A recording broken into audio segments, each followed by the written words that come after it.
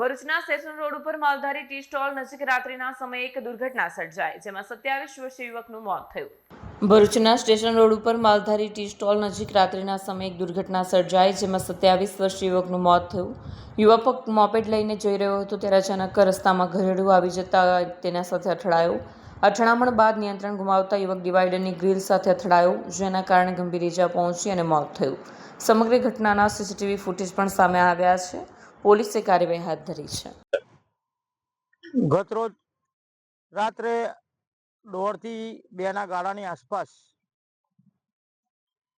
જેકે jewellers અને માલધારી ચા વાળા છે તે સ્ટેશન રોડ પર આવેલા છે। તે રોડ પર ગધેડાઓનો એટલો બધો આતંક છે કે જેની કોઈ વાત નહીં।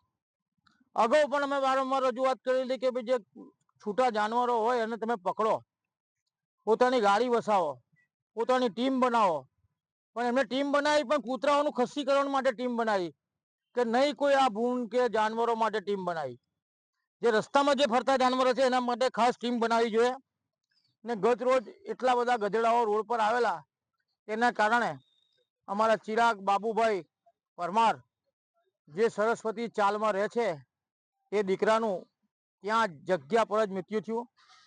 મૃત્યુ થવાનું કારણ કે ગધેડા સાથે અથડાયો ને સીધી જ રેલિંગ હતી, રેલિંગ ધારદાર રેલિંગની અંદર એનું માથું અથડાયું ને જગ્યા પર એક્સપાયર થઈ ગયો।